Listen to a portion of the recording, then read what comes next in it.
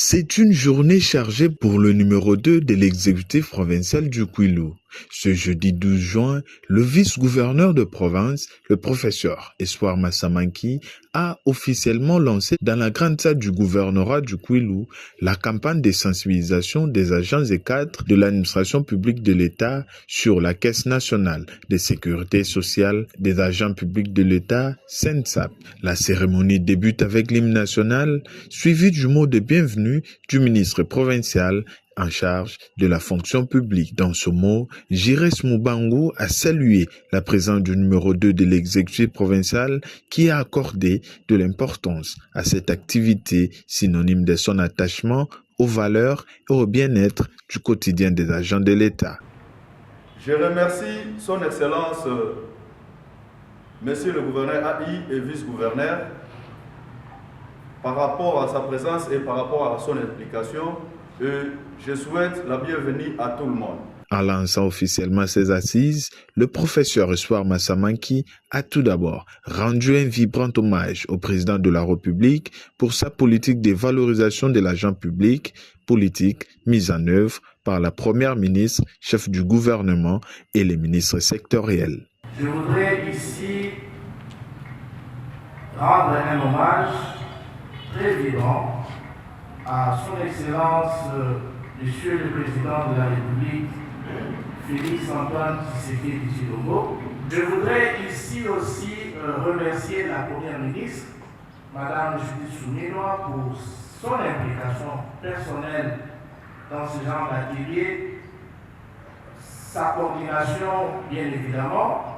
Remercier également notre vice-premier ministre, ministre en charge de la fonction publique, pour son initiative, surtout en ce qui concerne les différentes réformes dans ces domaines de la fonction publique. Professeur de droit, le numéro 2 de la province du Kwilu a en outre rappelé le cadre légal et les avantages que présente la CENSAP. La délégation s'est évertuée à faire ce déplacement pour venir vous sensibiliser sur les avantages à tirer de cette loi qui intervient dans trois secteurs ou trois piliers différents en ce qui concerne les accidents de travail, en ce qui concerne les allocations familiales, en ce qui concerne la pension pour ceux qui vont à la retraite, qui vont plutôt à la retraite.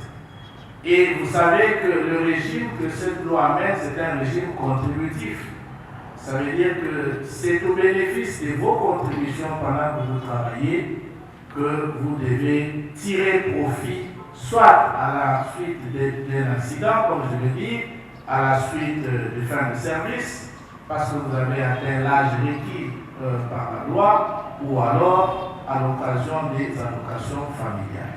Au cours de la même journée, le vice-gouverneur de province a clôturé les travaux de l'élaboration du plan provincial d'aménagement du territoire, cette fois-ci dans la salle de l'hôtel Majestic. Durant 3 jours, les experts des différents secteurs venus de tous les coins de la province ont discuté autour des défis auxquels fait face la province dans le secteur de la foresterie, l'environnement, l'aménagement du territoire ainsi que des infrastructures routières dont celle des dessertes agricoles. À l'issue de ces tableaux, les participants ont élaboré ce plan provincial d'aménagement du territoire. Il s'agit d'un document important pour la province qui contient les recommandations et tous les détails sur les infrastructures routières de base dans la province du Kwilu. Ces assises ont été sanctionnées par la signature du procès verbal par le questeur de l'Assemblée provinciale, représentant du président, du vice-gouverneur des provinces et des participants. Dans son mot de clôture,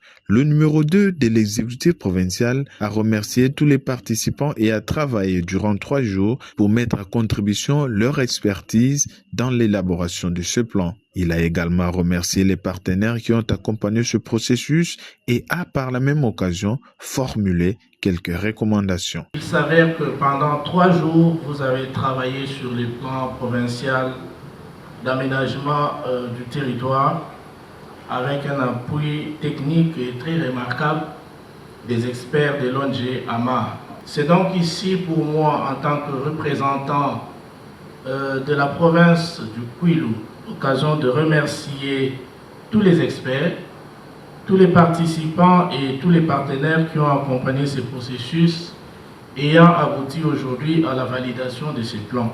L'occasion de solliciter à la JICA de continuer à renforcer le partenariat avec la province du Kwilu dans la mise en place des autres programmes de développement dans notre province, et l'occasion de lancer un appel au FONARED afin de prioriser le financement de programmes au niveau de notre province. Le vice-gouverneur a en outre pris l'engagement de mettre en œuvre ce plan provincial d'aménagement du territoire qui s'inscrit dans le cadre de la vision du chef de l'État. Ce plan, il faut le souligner, rentre bien évidemment dans la vision de notre chef de l'État, Félix Antoine Tshisekedi Tshilombo, qui veut voir toutes nos provinces être développées. C'est un travail réfléchi qui a été produit par des experts en intégrant tous les services compétents.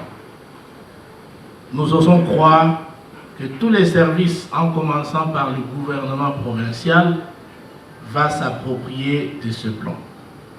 Ainsi donc, je déclare closes les activités ayant abouti à la validation du plan d'aménagement du territoire de la province du Kwilu. Prochaine étape, la transmission de ce plan à l'Assemblée provinciale pour son adoption afin de lui attribuer une force juridique pour son application.